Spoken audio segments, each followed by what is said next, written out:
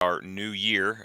So happy new school year. We're happy to have everyone here with us today, especially in the midst of the start of school for many of us. I know the might be the first day if you're in the far north of the United States, and a month in if you're in the south, and anywhere in between. We have quite a few people on here today, so just a reminder: please mute your mic, turn off your video. It'll be very helpful to do that. Today's session is being recorded for all of you to enjoy later and share with your colleagues, family, friends, whoever has a love of Tableau and K12 in your life. If everyone could please hop on the chat feature to introduce yourselves, let us know what school district, charter, community, parochial, private school that you're hailing from today. We would appreciate it. Plus, it's always fun to see a neighbor on there. If you maybe a school district near you that you didn't know you ever used Tableau, so you can start to collaborate a bit. That's been helpful for us at times. If you do have any questions for our presenters, we do ask that you please use the Q&A feature to pose those questions. Any general comments or praise, though, feel free to use the chat for that. So if you could go on to the next slide, please. So again, welcome. Good afternoon to the East Coast. Good morning to points west to our first national K-12 Tableau user group of the 24-25 school year, September edition. With the start of that school year, we're happy to bring the Back to School Time series, displays and early warning indicator dashboards. Below, actually, we jumped one too many slides there. Back on the previous slide, we do have a link to our K12 tug. So if you're not currently subscribed to the tug, please do so. We'll drop those links in the chat. So if you don't get it down right now, that's okay. So my name is Robert Kramer, and I'm one of the 3 co-leads for the K-12 tug. I'm a data analyst at Southwestern City School District in Grove City, Ohio, user of Tableau for around 9 years now. Stephanie and then David, why don't you go ahead and introduce yourselves too? Good morning or good afternoon, whatever the time of day, like Robert set the stage for. I am work for Plant Moran Consulting firm that supports all things Tableau and data and strategy to get you there.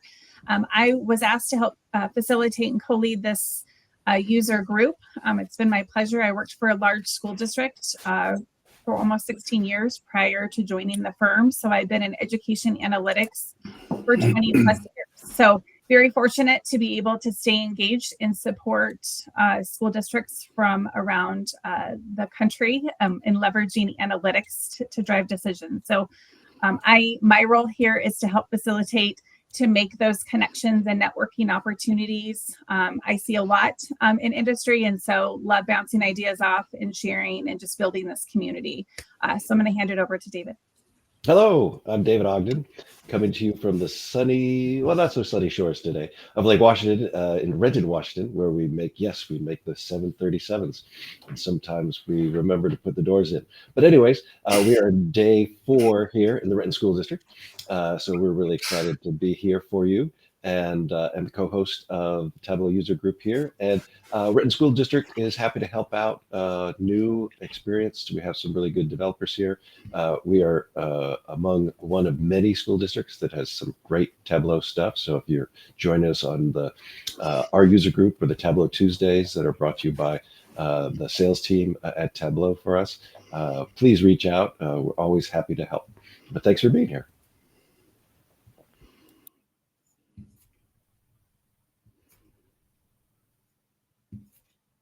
Back to you, Robert. Oh, I was muted. Sorry. Could you go on to the next slide for me, please, David?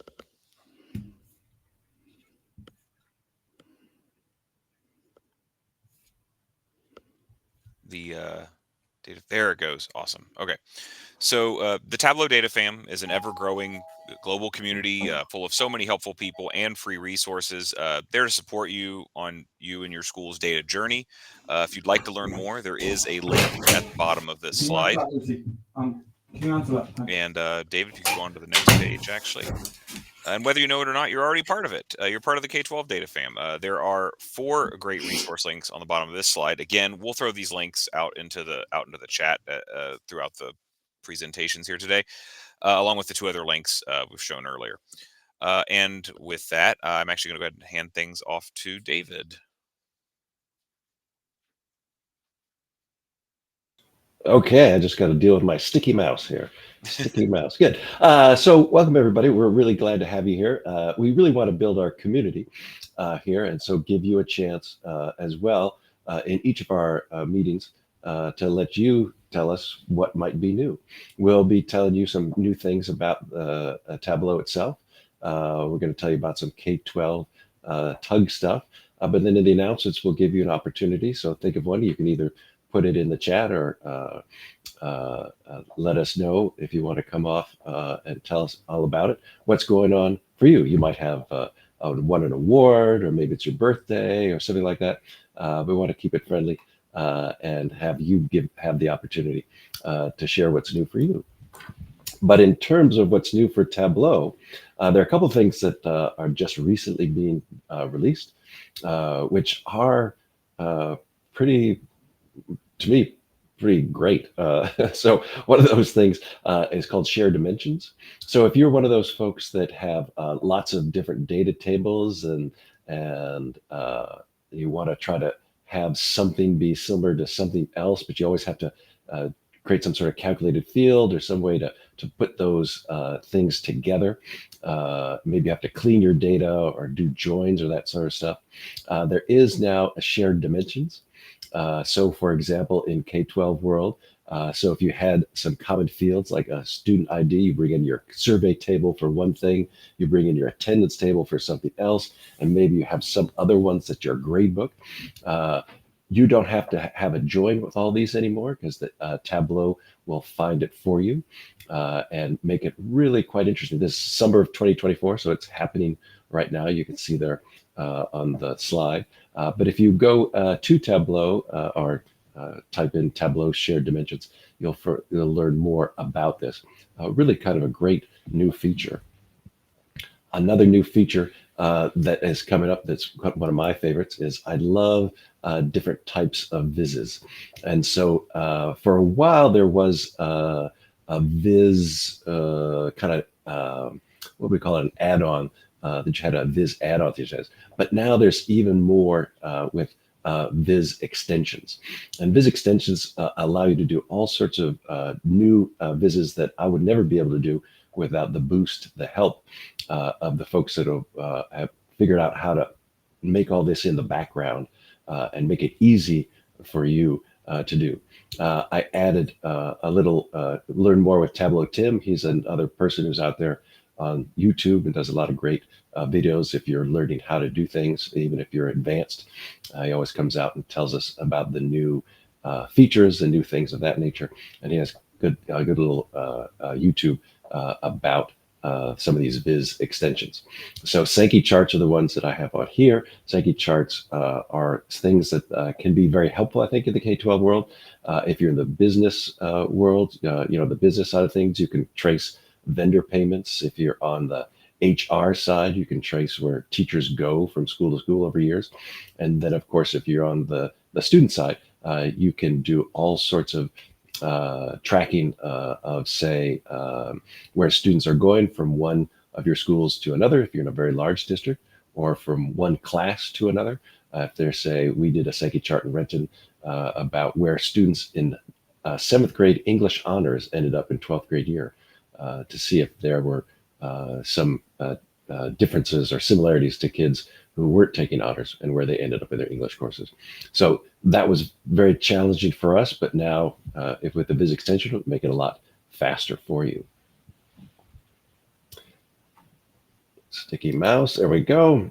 And in our world, for the user group, we have a lot of great events coming up. So mark your calendars in just about a month.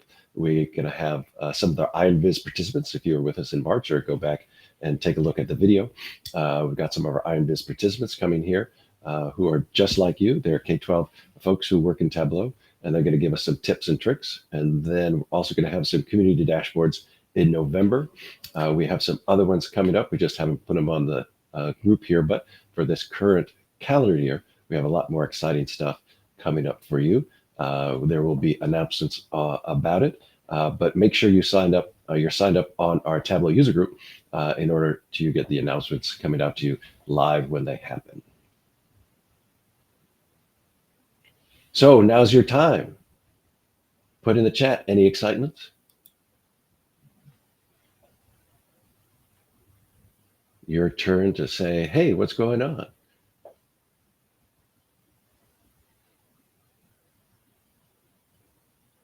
Oh, terrific, Andy.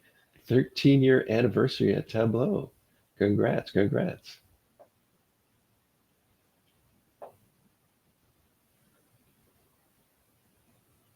Anybody starting a new job, new role?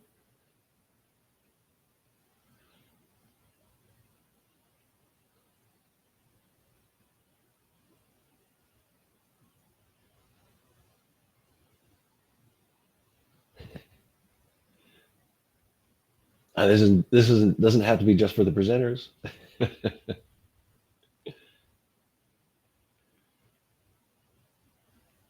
Well, go ahead and feel free to fill it in as we're going on. We won't prevent you or stop you from getting. Oh, there we go, Claire. Nice, survived August. Oh, that's right. So you've been in for a little while. We're only day 4, as I said. There we go. Thanks for throwing it out. There we go. Ooh, the district dashboard. Nice. Oh, there's the, you get 2 jobs for 1. Well done. Double the work, same pay, probably. Well, good. Go keep filling it in, and we'll keep moving on here. We'll get to our presenters. Our first presenter is going to help us visualize time. Andy is a Tableau evangelist. If you've ever watched the Iron Viz, he is an enthusiastic host with also usually a great jacket. He didn't bring as colorful a jacket this time, but he is a really good presenter, a really good person, and I'm happy to turn it over to him for his presentation on sharing time.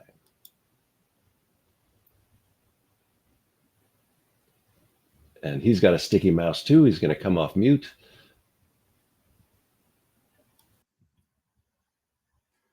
There you go. I'm off mute. Yeah, I tend to save the shiny jackets for the big stage screens. So you just get the standard blue jacket with an Iron Viz t-shirt today. Well, hi, everybody.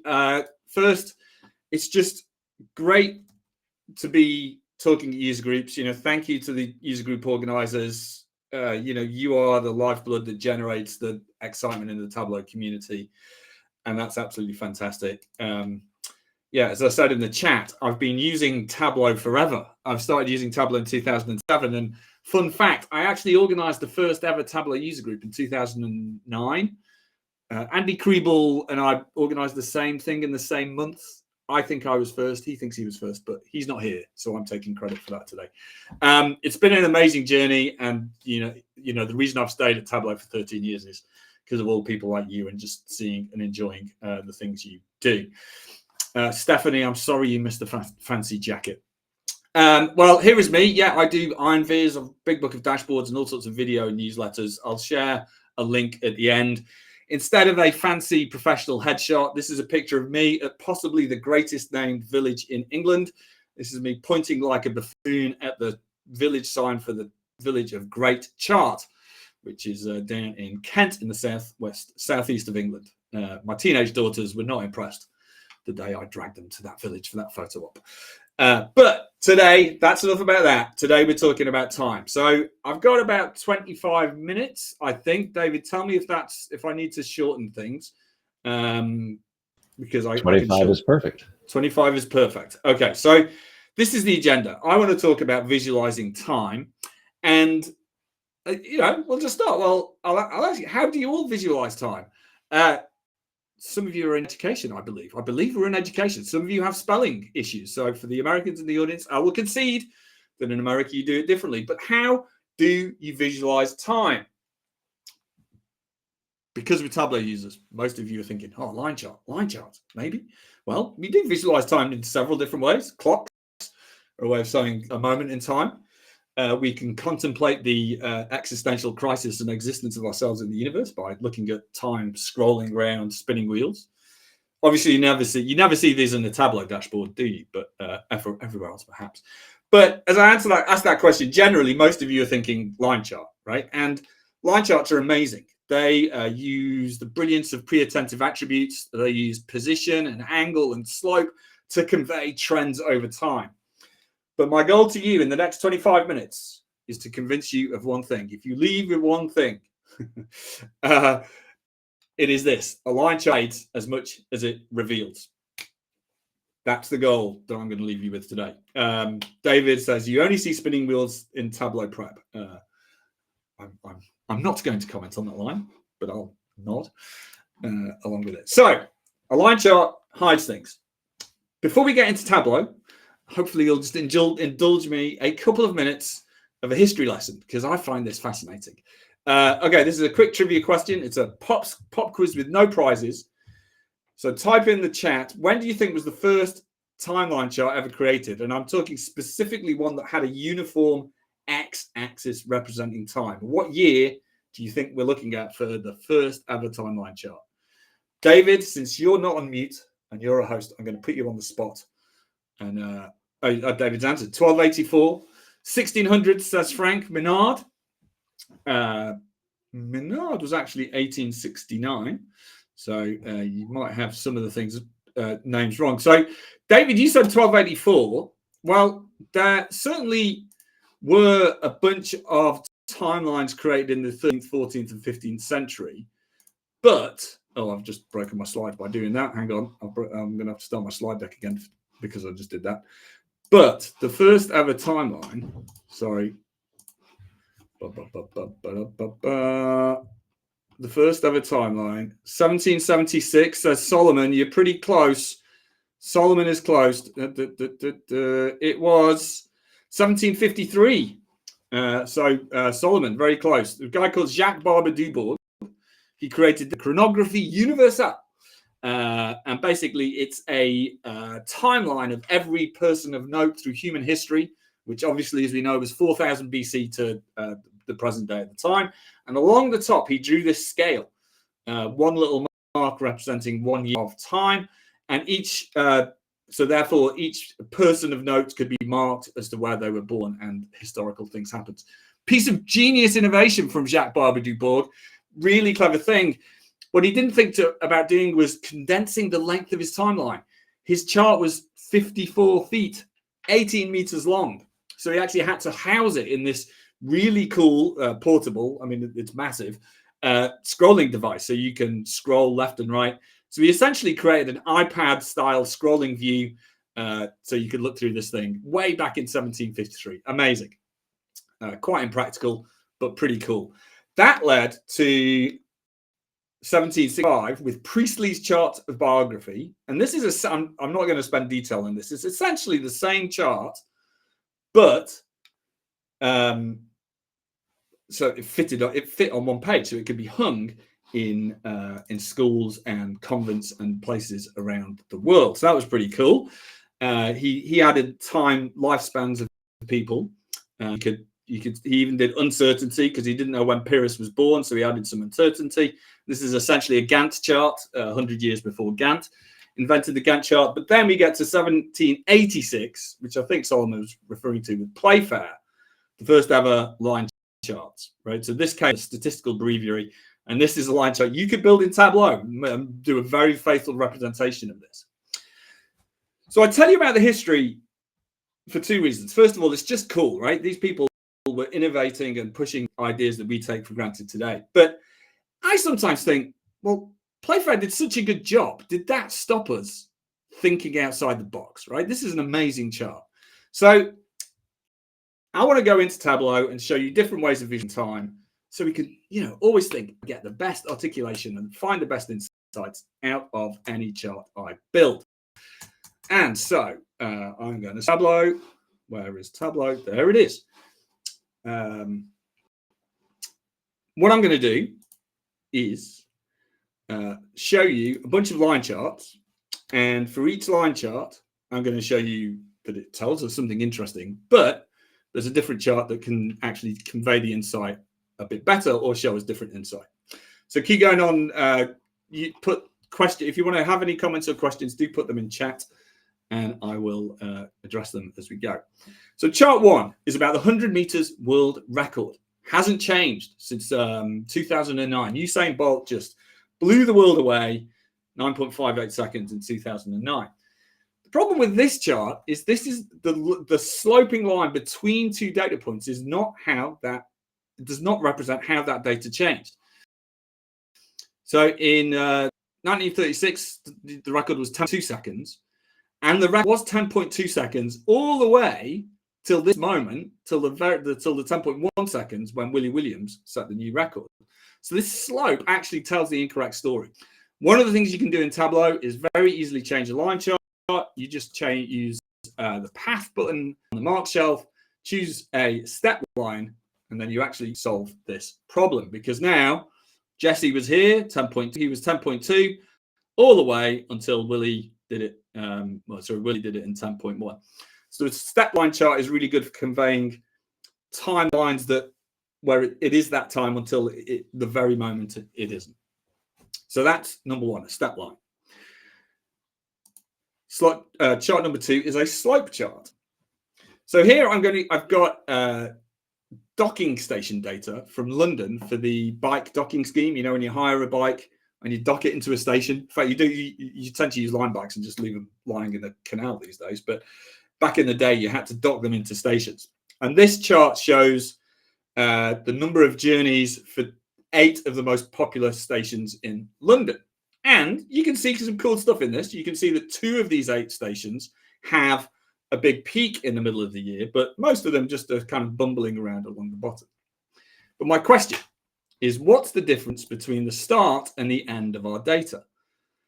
Okay, well, it's slightly hard to see that. So a way to get around this in Tableau is just to create what's called a slope chart. One thing I can do is do it manually. I've just selected everything that is not January or is not the first or last month. So I'm going to exclude all those automatically. And this is a slope chart. We're just seeing the start and the end of the data. And I can bet many hundreds of dollars that I don't think any of you saw that Albert Gate went from being the 8th to the 8th most the 8th most popular. Oh, no, sorry, the 8th in the list to the 1st in the list in terms of number of journeys. Even if I go back to the line chart, it's really hard to see that, even when Albert Gate is highlighted, right? So if your question doesn't care about the middle bit, if you're only interested in the start and the end of the data, a slope chart is a really good way to highlight those things. From worst to first, David, thank you for getting the words that I could not. That way I just showed you was just manual and ad hoc way. You can do calculations in various different ways to make this dynamic. I'm not going to go into that now. There's plenty of solutions if you want to search for a dynamic slope chart in Tableau. Number 3. We're going to do 6 charts, I think, by the way, just so you know. And then we'll see if we can fit in a 7th, but I suspect we won't. Cycle plots. Same data set. I've slightly changed the data now. So I've got the number of journeys here. Each pane represents the 24 hours within that day. So the number of journeys on Monday on weekdays is you get a commuting peak at 8 and 5 and a very different pattern on weekend days. But my question that I want to answer here is, what do the hours of 8 a.m. and noon look like across all the days? So we can kind of compare 8 a.m. quite easily Monday to Friday, but it's hard to see where 8 a.m. is on a Saturday and Sunday. You know, it's here. It's hard to compare these things. So what we can do is create what's called a cycle plot in Tableau. And mechanically, to create a cycle plot, we take our time aggregations, which in this case, if you've got 2 discrete time aggregations, take the bigger one, weekdays, and put it to the right-hand side of the smaller one, hours. If I just undo that, take the bigger one, so weekdays is the longer time period, and put it on the right-hand side of the shorter time period, hours. And now we have what is called a cycle plot. Let me just hide the header there. Now we have 24 different panes, one representing each hour of the day, and we can compare we can see how those hours change throughout each day of the week. Each mark represents one of the days of the week. So 8 a.m. has this N-shaped profile because most people are cycling at 8 a.m. on weekdays, whereas noon has a U-shaped profile because noon is more popular at the weekends.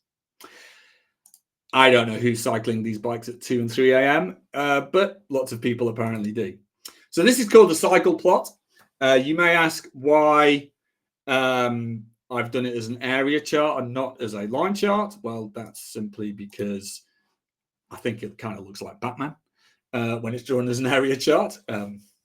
Possibly not adding any analytical value, but it's cool, right? So this is a cycle plot. You can add average reference lines. So you can also see, so each horizontal reference line here represents the the average number of journeys for each of the individual hours. Cycle plots are amazing. The downside of the cycle plot is they need quite a lot of space, right? If you were to, if you make them narrow, they can start to, you can't go too narrow without them beginning to lose some of the clarity. So you can just draw each line, each weekday as a separate line to see something similar. But cycle plots are really powerful ways to look at seasonality. All right, so that's number 2. Number 3, we're going to continue exploring seasonality. But I'm going to switch data set, and I'm going to switch to a fairly unpleasant data set, actually. This is fatalities on the roads in the US from 1994 to 2021. They've released the more recent data, and unfortunately, you can see there was a peak back in 2005, a period of lower fatalities, and unfortunately, it's really just going up and up and up. So that's a significant problem on roads in the US. Not being replicated in many other countries, so it is a almost unique US challenge.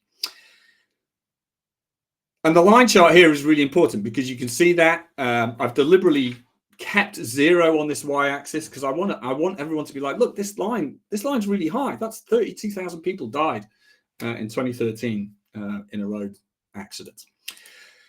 Now, but I'm talking about seasonality, and I just said, if you create a chart where you put the bigger time period, so we'll take year, to the right-hand side of the smaller time period, in this case, month, you will have an awesome cycle plot.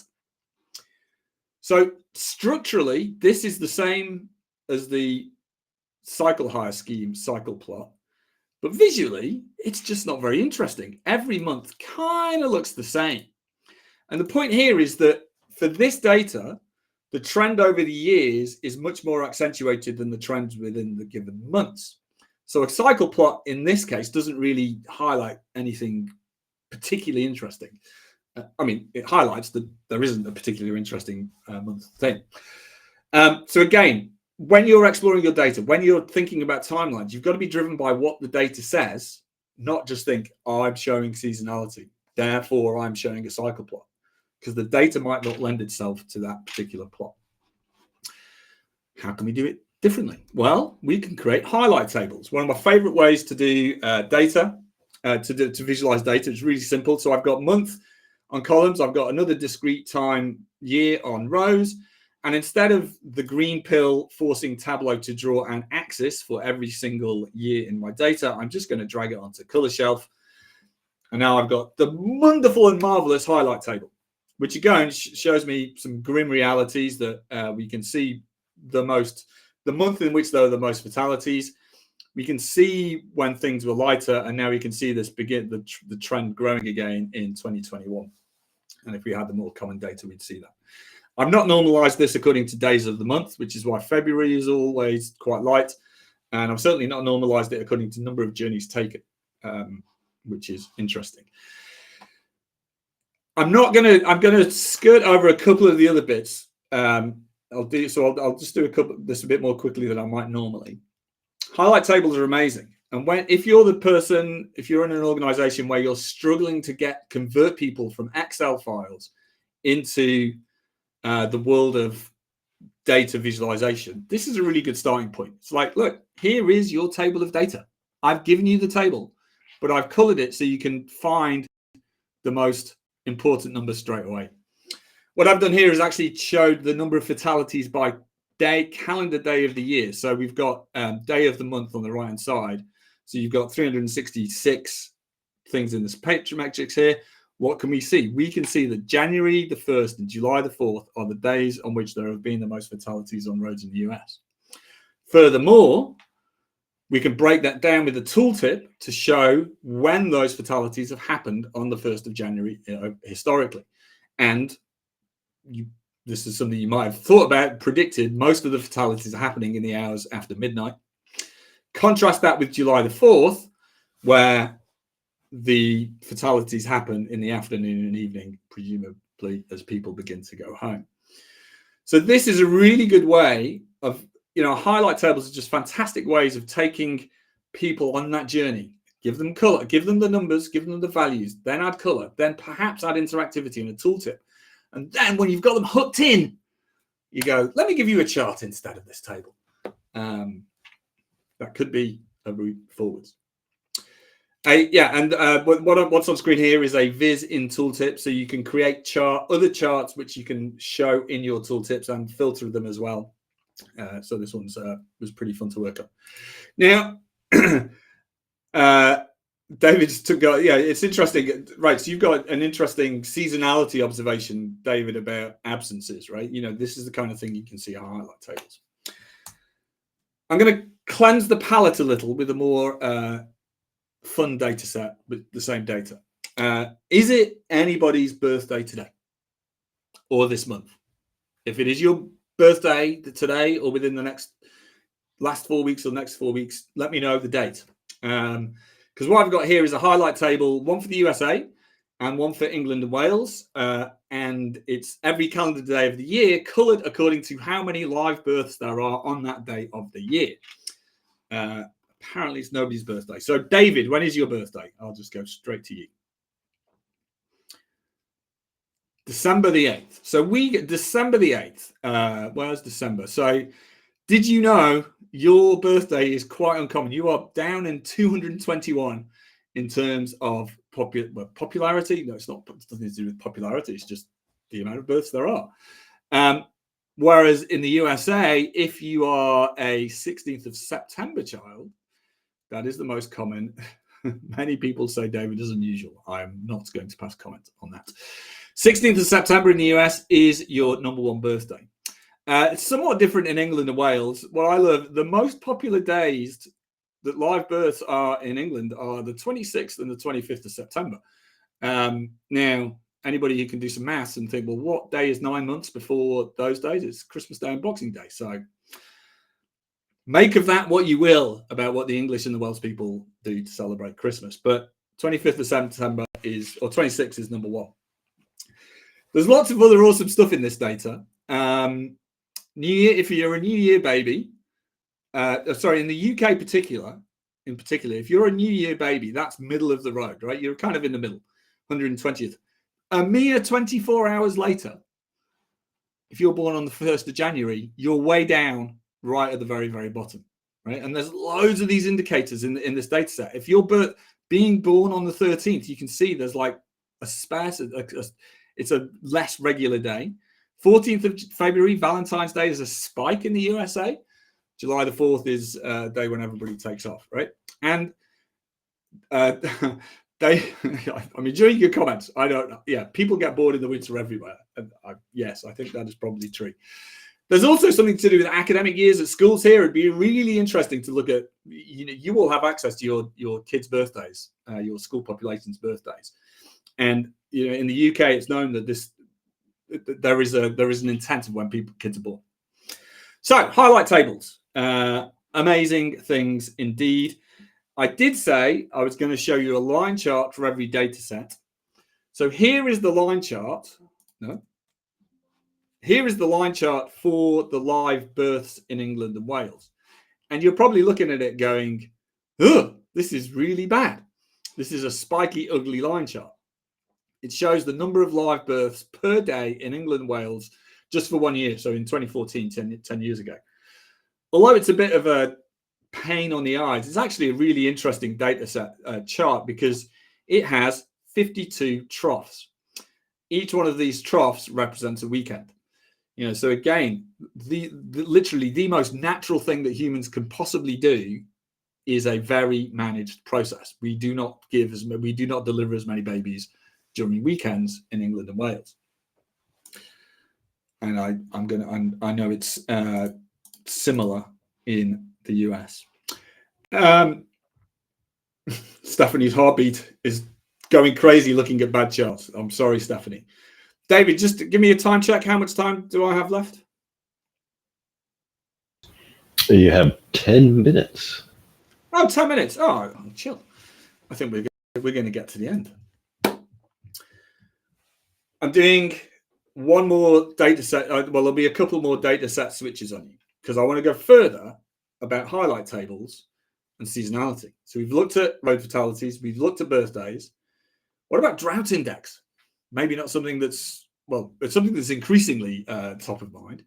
So this is a highlight table showing the severity of drought in the lower 48 states in the US, 2008 to 2018.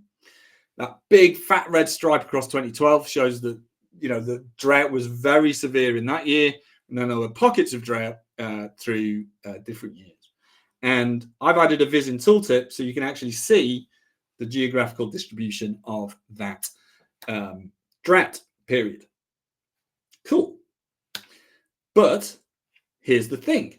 This single square, you know, that in terms of the eye's visual plane, we can actually see very, very fine detail, right? So you could argue, but you could make a case, or you can make, or I'm literally going to make a case that could we put more information than just a big red rectangle inside that part of the matrix?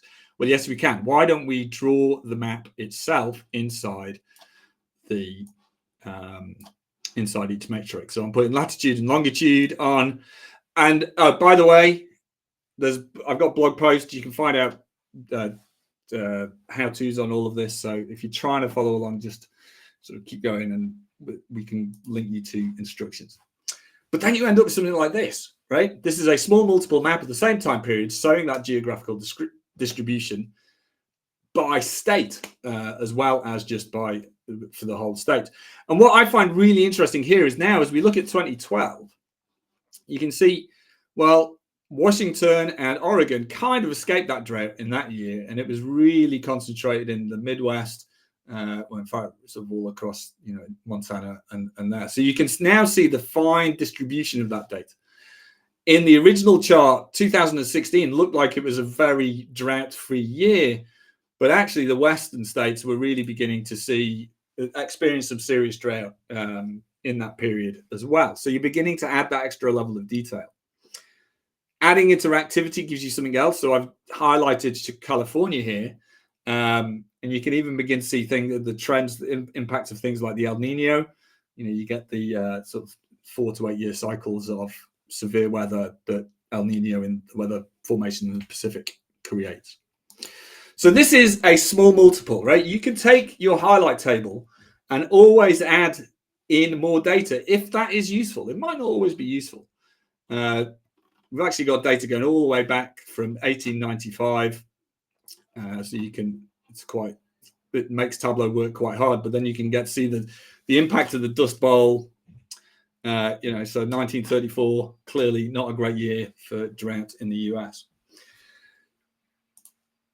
So I'm going to show you one more chart, but before I do, oh, by the way, you know, this is a map. It could be a line chart, it could be a bar chart, it could be a scatter plot, right? You can experiment with these things. You've got to hunt the best articulation of the data.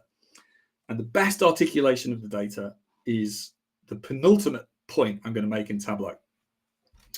I went from fatalities, and then I changed some data sets, but fatalities has geographical data in it. So this is the number of fatalities across the lower 48 states for all the time period in my data. And I said small multiples are good ways of showing spatial trends across time. So you might have asked, well, Andy, why is Andy not showing the small multiple for fatalities?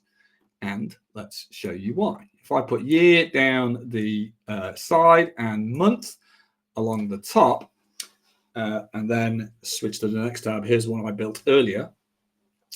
Here is a small multiple of road fatalities in the US for the time period of my data set.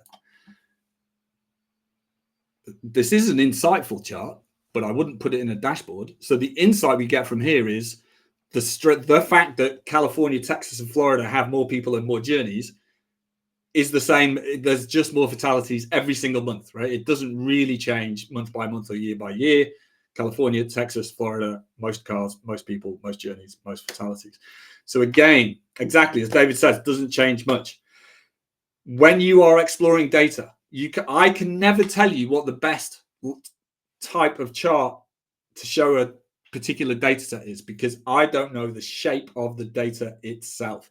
You have to look at all these chart types and hunt for the chart that gives you the insight that is meaningful and would go in a PowerPoint slide or in a dashboard.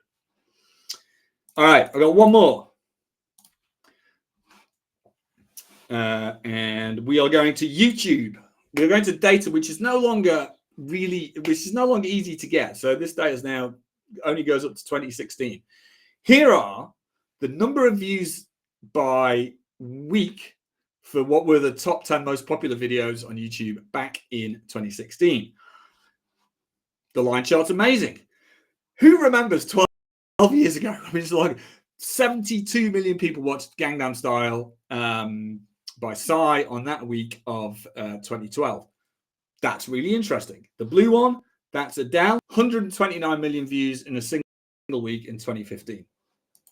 That's a really good lineup. But my question here is, well, which one of them hit 1 billion rows first, Andy? This line chart is garbage because I can't tell you the answer to that question. But that is a really common question. You know, if you're releasing products or if you're doing races that start at different times, who or what got to X value first? If they all start at different times, that's not good. So in Tableau, we can always do a running total. Just right-click, quick table calc, running total. That's great. And I can begin to see some steepness, but they all started at different times, so I can't actually answer my question. So I'm going to do a couple of things. First of all, I'm going to add a constant line for 1 billion. And 1 billion is 9 zeros, right? 1, 2, 3, 4, 5, 6, 7, 8, 9.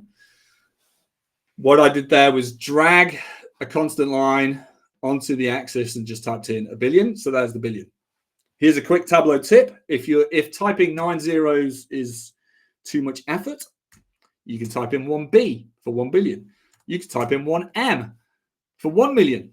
You can type in 1K for 1,000.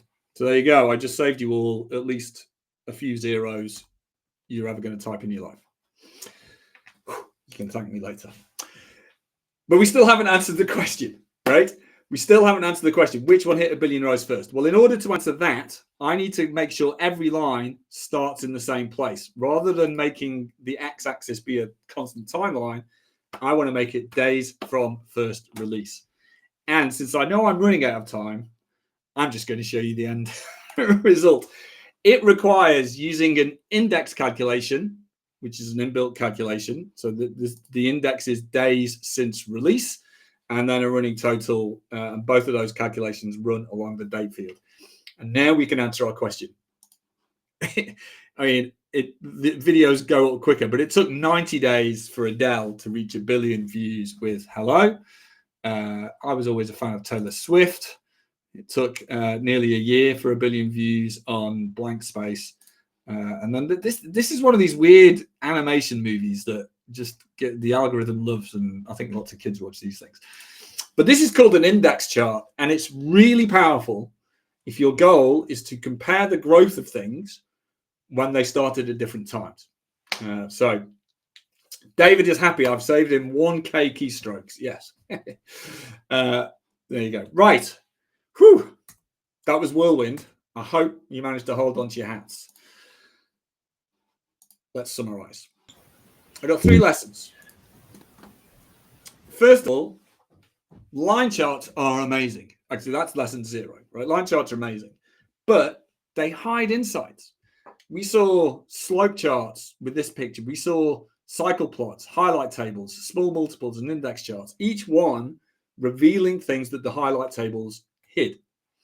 The second thing that is really fundamental is, as I just said, alluded to at the end, I can't tell you what the best timeline chart is for your data because it depends on what's in the data. I used the cycle hire data for the cycle plot because the fatalities data was not an interesting cycle plot. Cycle plot, yeah.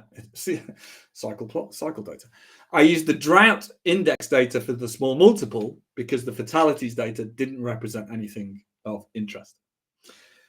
And my final takeaway is just really appreciate the history of this field, right? It's amazing that 250 years ago, a bunch of people were iterating and trying things out without the benefit of psychological science, cognitive understanding. I think, how can we convey data? You know, that led to academic research, which is built into Tableau. So every time you build a line chart, you're on this lineage that was started, you know, in the 18th century, 17th century and before. So it's an amazing field with a great future. Thank you for the history lesson. Thank you for the thank you, Holly. So if you've got questions, just type in, you know, is there anything you've learned here today? Are there any charts you've that are new? Is there any applications? Just type those in and I'll look at those. But for now, I'll say thank you very much. You may sign up to my newsletter. I send out data fun stuff every month or so. And thank you very much. Yes, thank you, Andy. That's terrific. That's terrific. Let's see if we've got questions coming into the Q&A. Colin likes the drought small multiple chart. Yeah, the small multiple drought chart is amazing. I'll tell you. Let me tell you something about this chart, though, Colin. Which now I can't find because it's in Tableau, isn't it? The data, the data hasn't been updated for 6 years, and every year or so, in fact, it happened again today. I'm like, right, I'm going to download the updated data, but I cannot work out how they encode the data. And I spent an hour again today trying to get the latest data, but I'm just baffled by how they've defined their data set. So one day we'll get 2024 in. Well, on that same chart, I was interested to see the 1910, how big a drought there was in 1910 as well. I never even knew about that one. No. Yeah, I mean, you know, there are these sort of pockets of severe drought. Yeah, so look, 1910 was pretty savage, right? Yeah. The highlighting doesn't work properly on that one. All right. Any other questions? I'll go ahead and throw one out there since I don't see any in the Q&A yet. It was kind of interesting to see that, like you talked about, say the fatalities when you showed the all the maps, you know, lined up on there. Like you said, the thing that kind of bites people all the time with like normalizing the data, right? You know, it's so often you have a map of the U.S. says California had the most. Well, of course they did. Like you said, they have the most. They have the most everything, right? So it's supposed to end up that way.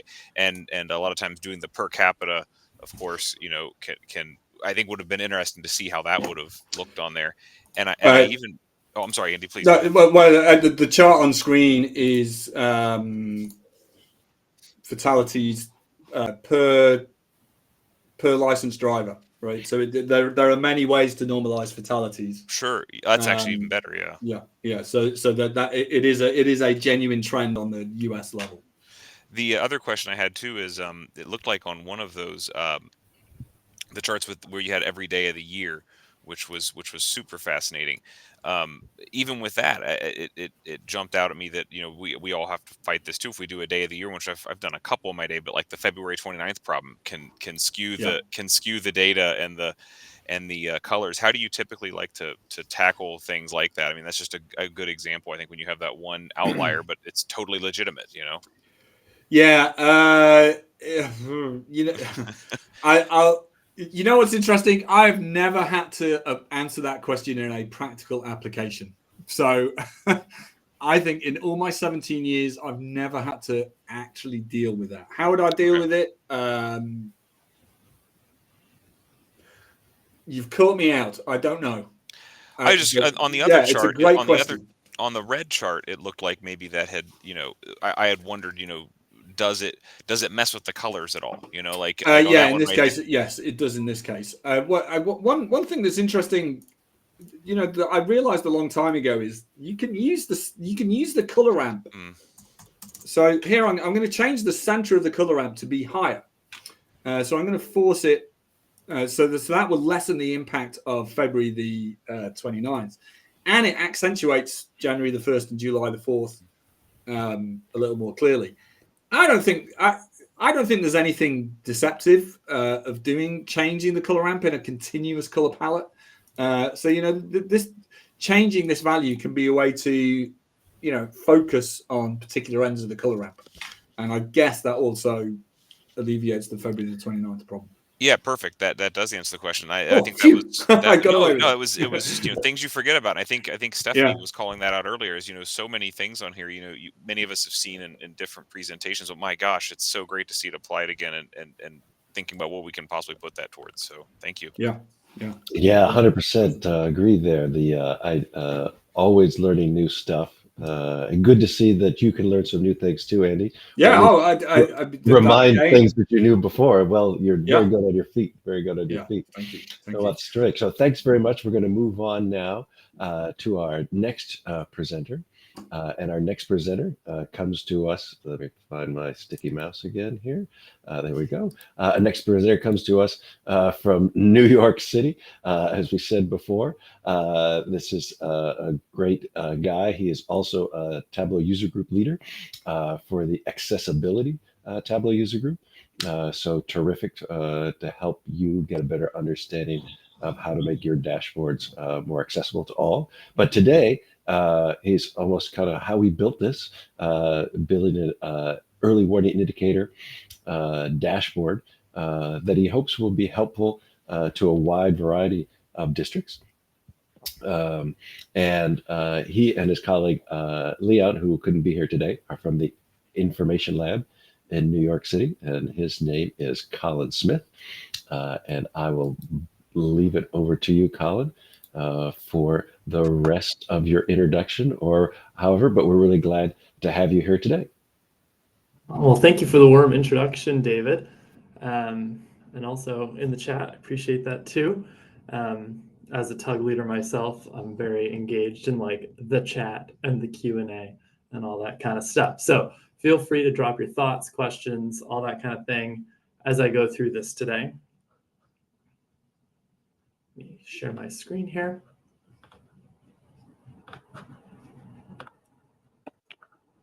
And avoid that infinite thing. I'm just going to do a little bit of window management so that I can actually see you all as I'm presenting.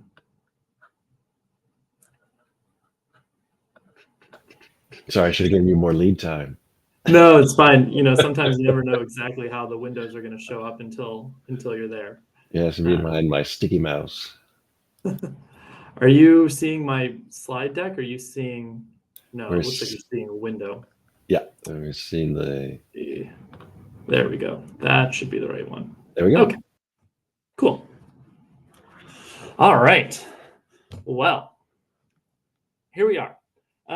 So today I'm going to be talking about a project that we worked on at the Information Lab that is building a sort of mock data set for the K12 sector, specifically focused on early warning indicator analysis. So that's a topic that I know is relevant to all of you here, trying to identify which students might be struggling, identifying it early so that you can do targeted interventions when necessary. So I'm Colin. Just a little bit more background on me. I'm a senior consultant with the Information Lab US, which is a Tableau Gold partner. Information Lab is headquartered in the UK, but in the last couple of years, we've been starting an office here in the United States in New York City, where I'm talking to you from today.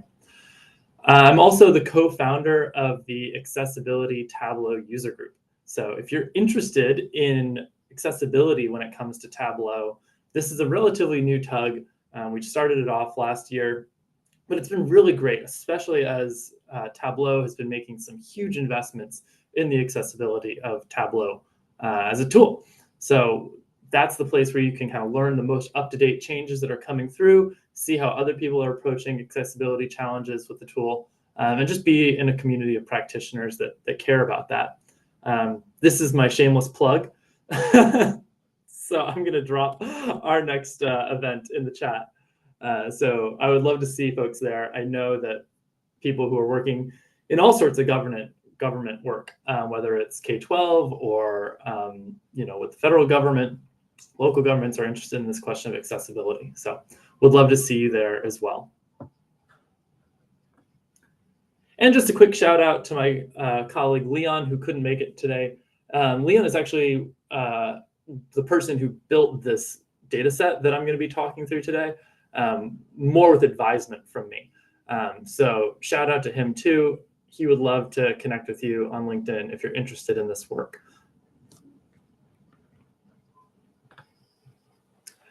And then just background on the company I work for, the Information Lab. Our consulting focuses on a few different areas, migrating from legacy systems to Tableau, enabling your team with the data skills that they need to be successful using the tool, and then providing skilled resources to help deliver projects. So when you need that extra expert on the team to get some product over the line, we're here for that.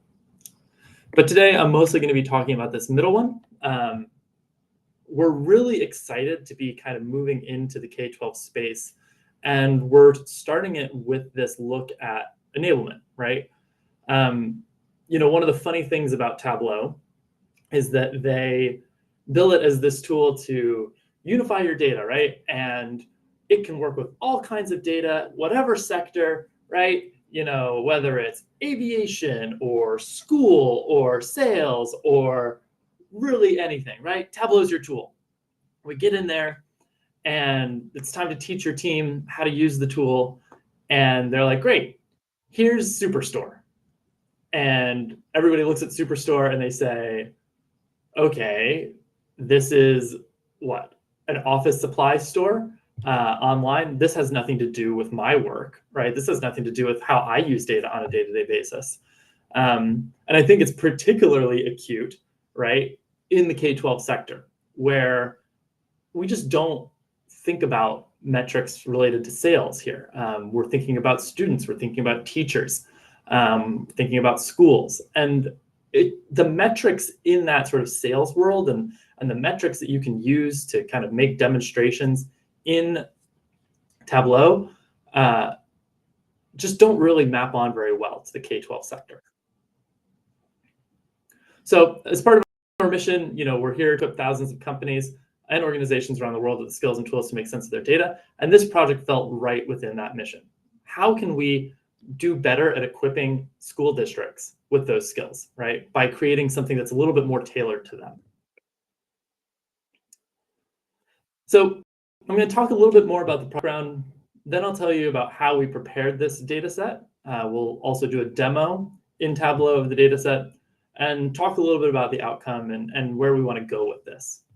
I would love your feedback. I am an expert on the data visualization side, but I am not an expert when it comes to K-12, right? And the issues that you all work with. But I'm really interested in helping you all. So I see this as an opportunity for me too, to get your feedback. What sorts of patterns do you typically see in the data? What makes a data set feel real to you? So I'm looking to solicit some of that feedback from you all too.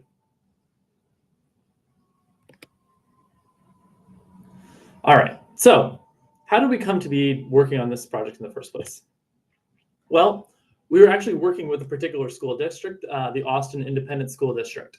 And they came to us with some budget to do training for their team. And like, great, can we do a 2-day Tableau enablement? Easy, that's our bread and butter. And then they just dropped this little nugget in there, which was, oh yeah, and our team doesn't really engage well on Superstore. So if you could do it with our own data, that would be great. Now, if any of you have done Tableau training yourself, you might be chuckling because that is not just a little aside, right? Let's convert all of our enablement curriculum onto a completely different sector, a completely different data set, and let's do it in just a couple weeks. So it was a big challenge, but it was one that we were really interested in taking on. But what they did was they provided us some of their enrollment data. They provided us some of their information around absences and a little bit of background on those kinds of metrics that they're interested in, right? Absentee rate, information around how different students of different demographics are performing, that kind of thing.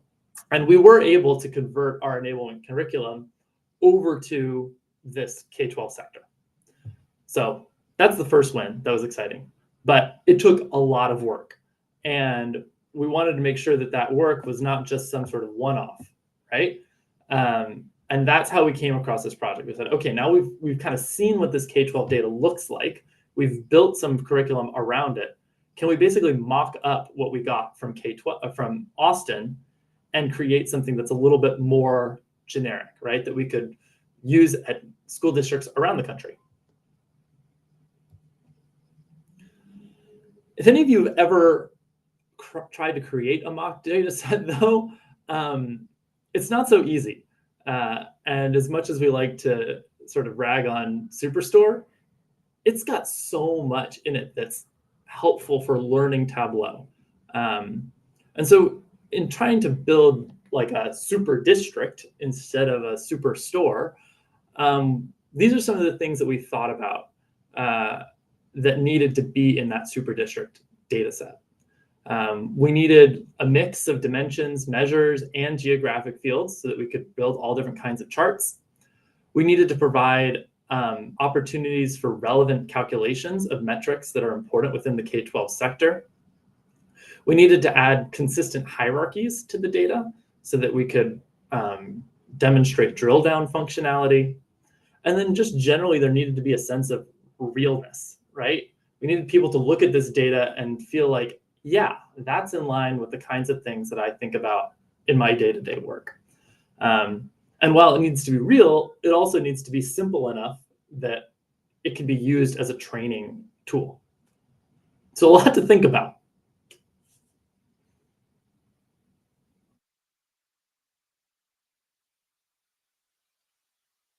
So then how do we go about actually creating this mock data set, right? We didn't want to, we wanted to start from scratch, right? We had these data sets that we had used from Austin, but it's not really appropriate to start with an existing data set, we felt, and convert it. We really needed to start from scratch using what we had learned about K-12 metrics and then building our own tables.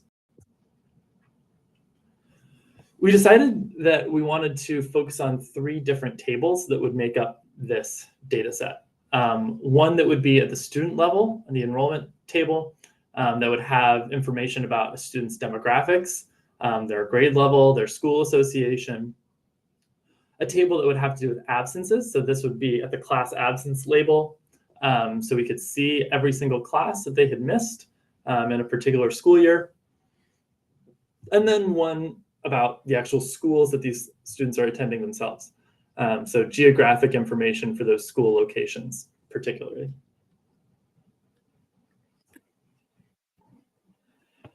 To do this, we used 3 different tools. If you've never heard of Mockaroo, this is a really cool tool that's browser-based. It's just a website that lets you create from scratch tables where you can define the different kinds of fields that you're looking for. For instance, date tables. Oh, thanks for dropping that in the chat, David. Date tables, if you need categorical fields that can only take a certain set of values, you can do those. You can set sort of for numeric fields, the range for those fields. It's really, really helpful when you're building these kinds of mock data sets. Then we took those base tables that we produced from Mockaroo, and we needed to do some kind of initial data preparation on them. So we used Alteryx. Alteryx is a drag and drop data analytics tool. It's similar to Tableau Prep. We use this to do some conditional logic matching between certain fields, as well as preparing the geographic fields. One of the things that Alteryx does really well is geospatial analysis and working with shape files and things like that to get them looking the way you need to. So use Alteryx for that. And then finally, one of our consultants, her name's Salome Grassland, wrote a Python script that helps randomize dates within a specified range. And so that's what we used in order to actually create the absence dates for a particular student. Running that Python script over and over basically for each student in our mock data set so that we could get a random set of dates for each of them.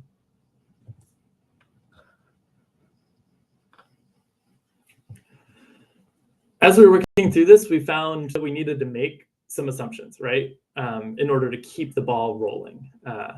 So in order to simplify this data set, here's some of the assumptions that we made. If a student's absent, they're gone for the full day. We're not doing half-day absences. We're not doing the student was gone for the first period of class because they were at the doctor. We just didn't have time or scope to do that. We also need to make sure that absences didn't occur before a student's entry date for the school year, right? So students don't always start the school year at the same time, and our data set reflects that. But we had to make sure that they didn't have absences that were before that entry date. Obviously, absences aren't going to occur on the weekends or on holidays, so we had to make sure that those are out of there. We also, for simplicity's sake, made it so that students are only taking classes that are within their grade level. So we have a certain set of classes that are associated with particular grades, and those students take the classes that are in their grade.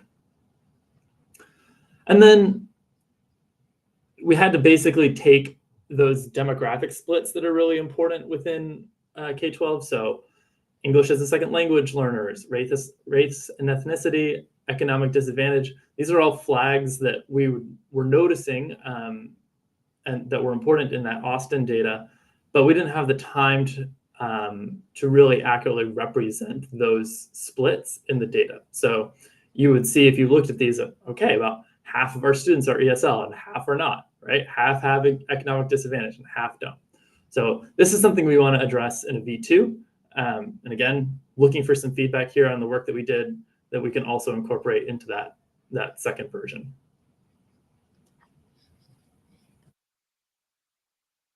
Okay, so let me show you what this data set actually looks like in Tableau.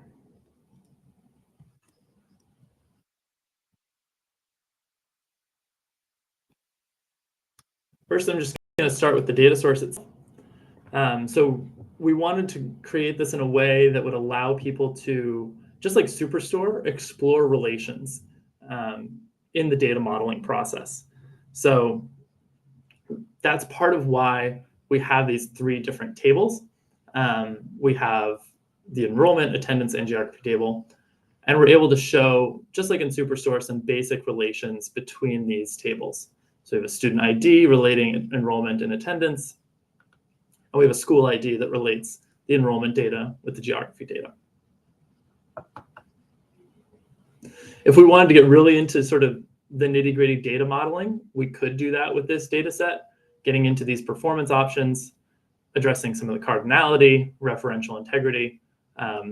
So there's also opportunity to dive into that, those topics with this data set. So let's then just build something out. So I've got a new sheet, and this data set is sort of loosely based on, maybe we could call it like a charter school network in New York City. So we've got 10 schools that are distributed around the city. Not a ton of students, about 4,000 students for the whole data set. So I'm double clicking, I've got this borough field. Now, this was an interesting one because in Superstore, our geography is like city, state, country, right? You can go down to the postcode level, but none of those are actually very relevant at the district level, right, for a K12 district. So we wanted to introduce some custom geographies that would be more in line with what a K12 district would have to deal with. And so borough was the way we addressed that, but you could think about it as any sort of custom geography that splits up your district for analysis. So we can then put borough in detail so that we can then highlight our individual boroughs here. And if I just wanted to see, for instance, the number of schools that were in each borough, I could right click and drag student ID to color, Just going to bring the distinct count of the student ID there. And we can start to see an actual visualization, a meaningful visualization start to come out. So we can see that we have more students in Staten Island, Manhattan, and the Bronx, fewer students in Queens and Brooklyn. If we wanted to see the number of absences, right, we could also do that. So if we wanted to check out the number of days absence, we're seeing, similar pattern, right? And it's almost like the California, New York problem, right? Where our districts that have the more, or our sub-districts, I guess, our boroughs that have the more students are also showing more absences, right? But this isn't actually that meaningful of a metric, right? So this is kind of what I'm talking about, the opportunity to build metrics from the underlying data that tell us some emergent things about the data. So I've created an attendance rate field. I'll just show it to you here. This is a calculated field. And it uses data from this attendance table. So we're able to sum up for each student the number of days they were present and sum up this field called membership days. This is one that I learned about when I was working with Austin, but this is the total number of potential days that a student could have attended in the school year, right? So based on their entry date to the school and a potential exit date, how many possible days were there for that student to attend? If we then take our days that they were actually present and divide it by the total number of days they could be present, we get an attendance rate. And we can look at that as well. So it's a different picture, right? Now we can see that actually Brooklyn has a stronger attendance rate and some of our other boroughs do not. And we could look at this all the way down to a student level, right? So if we're thinking about it now actually as an early warning system, right? We would want to know, okay, for a particular student, what is their attendance rate, right? And we can do that pretty easily with that metric. We can bring student ID onto here. We can bring that new attendance rate field into the view. And we could start to sort this and see where our more tardy students are, not tardy, but absent students are. You may be noticing when you look at this, like, hey, it actually looks still pretty flat. And yes, I do grant you that. One of our goals for this second version is to add more variability into the data set. So instead of having the minimum attendance rate be 92% and the maximum be, 100%, making that a more natural level of variation for students. Now, this is one of those places where I could use your help, right? Because I don't know what necessarily that natural distribution is here. What's the average attendance rate in a school district? I couldn't really tell you, right? What's the standard deviation? If I have some of that information, if you give it to me, I would love to incorporate that into this training data set. And so all of this then can be built out, and we have in our custom enablement training for school districts, we build all this into what is an early warning indicator system. But I'm not going to show that today because it's still a little bit of our special sauce.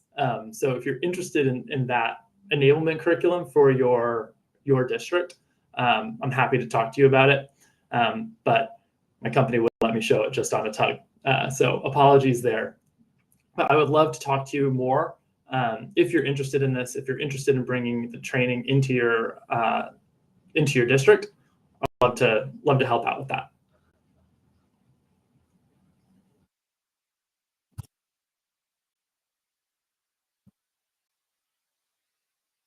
So what do we actually create at the end of the day, and where are we hoping to go? So in terms of where we hope to go, I've already talked about that variation piece. Would love to make the data set match more natural demographic splits. I would love to, introduce more variation at the student level as well in terms of those absences. And also, I think we need more content. So we've got absences here, but if we actually want to create an early warning system that has fidelity to what you all use in their day-to-day, we need information on assessments, right? So how are students actually doing in these classes, right? Are they getting A's? Are they getting F's? Because that contributes to whether these are students that we need to be concerned about.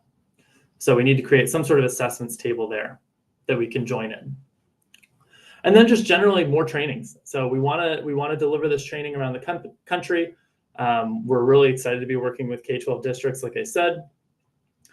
So yeah, please let me know if there's something that you think would be effective in your team.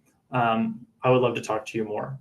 And we're also looking to kind of build out from just our basic enablement curriculum to more advanced topics with this data. So looking at level of detail, looking at parameters, and making sure that everything from Tableau 101 to advanced Tableau skills can be taught with relevant data to the K12 sector.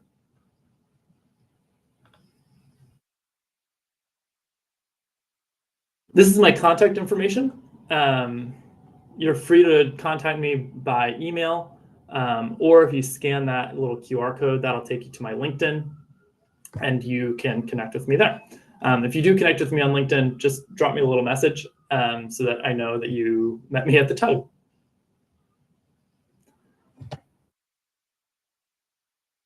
I'll leave that there for just a moment. And I can also drop my email in the chat. Yeah, please drop the email in the chat. So thoughts from the group, go ahead and put those in the chat for now. Having just switched our student information system and having had to help set it up, I know what a complicated task trying to recreate it from scratch would be. But I know you're working, and I believe the K12 sales team at Tableau is also working with you and other folks trying to get a SuperDistrict, which would be a super useful resource for folks because yes, the Superstore has a lot of things that are built into it, but sometimes it just doesn't translate for folks in the K12 space to see how powerful it can be and all the different things that are there. So some of the things that are coming in for you are getting period attendance versus daily attendance. Those people who do skip class will be helpful as well. And is there a class they usually skip? Is it the one that's like right? That's right. Or, oh, right? Yeah, then we can get the charts that Andy showed us as well. Yeah, and as I was looking at that, I was like, oh man, I could do that borough map, with the attendance trends, with month and day, right? I could have that same borough map repeated as a small multiple. So a lot of that stuff that that Andy was showing is possible with our data set too. Yeah. But yeah, I'm very curious, with this captive audience about where you would like to see this go. What things that you think would be compelling to your teams? Are there certain metrics that you're tracking? All that kind of stuff. Or if you just have questions about our process or about the tool that we built. Yeah, the one question I was going to start out with was interesting that you wanted to build from scratch rather than start from something else. Was there what brought you to that decision part? Yeah, well, part of it is, our non-disclosure agreement with Austin says we're not allowed to use that data for other purposes. So legally, there you go. Can't do it. But also, this data is incredibly sensitive. Anything that has to do with students is something we need to be really just respectful of, the confidentiality. And so, yeah, while we could have started with the complete product and kind of worked backwards to anonymize it, I decided that, for us and for our purposes, it's probably better to build it from scratch. It also means that we really know what's in this data set. We know what's gone into to make it and make these patterns. So we can fine tune it the way we want. Yeah. Let me see if the questions in the chat here. None yet. Oh, Holly had a great question about row level security. Okay. This is a really good one. And actually, we did a security class with Austin where they provided us a data set that was sort of like teacher and principal names. And so we were able to demonstrate row level security kind of at that teacher or principal level. That's another table that I would like to add into SuperDistrict in order to be able to do that demonstration. Since you were asking for just kind of thoughts and input, I think tackling, I saw attendance on there is a big showcase. I think that's a good first one to look at, because that's probably, I'd say in our district that's the second most asked piece about, other than just general demographic data. The second most asked piece to try and tackle is attendance, and luckily across states that's going to be certainly not universal, but a lot more similar than other data points, because the number one, at least in our state, I imagine most states, is assessment data. And that's difficult, right? Because I mean, you have ACTs and SATs are consistent, but beyond that, every state kind of has their own flavor of that. And then you get into what that leads to, things like graduation data. And again, every state does, whether it's testing or seals or whatever. And that's going to be a little, I'll be very interested to see in kind of maybe that gets into your next phase, right? Of, some kind of, generic state, and we're going to invent some kind of assessments and graduation criteria to show that off. Mm-hmm. Yeah. Claire, and I'm thinking maybe something that's like a generic grade book, because all those assessments, right, like seals. When I was a kid in Florida, we had the FCAT. Those are so state specific, right? So do you think it's worth trying to do something that's like at that kind of assessment level, or do you think just doing kind of like a generic, like day-to-day grade book for teachers and students would be more effective? Well, certainly the both and, because as Claire was indicating in her chat, you're having that other that drill down effect.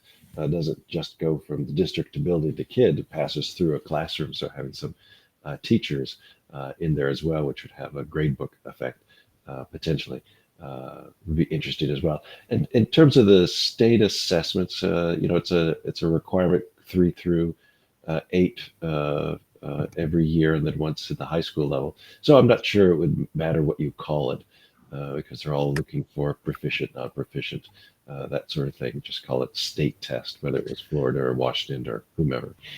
Mm-hmm. Yeah, just kind of look at a number of states, see what they do, and you could probably get a good idea of what's going to come the closest. There's always going to be outliers, right? But if you can get it closest to most of them, and like you say, invent your, information lab state or something, and kind of hit something that is common. Mm-hmm. Yeah, but thank you for showing us your early work. We're looking forward to seeing more of it, and help you as we can along the way. Yeah, it's my pleasure. This is a really cool set of data to work with. Yeah. Really, really rich. I think that's why we're able to do something like that, is because there's so much in it that can be explored for analysis. Yeah, we definitely are data rich in the school districts. Just hope not to be information poor. Yeah. Mm-hmm. Okay, Stephanie, over to you to wrap it up. Let me share my slides here. Looks like we still have still hanging on for the last 4 minutes. So I just want to thank our presenters today. I know Andy had to hop off for dinner over across the pond. So we'll just, send out those good vibes and thank you. And thank you, Colin, for sharing the presentation and helping people think about kind of what that looks like, building that model data set. I think it always comes to mind when you're releasing new data sets and starting to share new dashboards out to your district staff. and you never want to kind of pick on one teacher or one school to share. And so even thinking about how do you create an anonymized source of data so that you can do those demos. And so I think that's something to be very mindful of when you're just doing the training within your district. So great reminders there, Colin.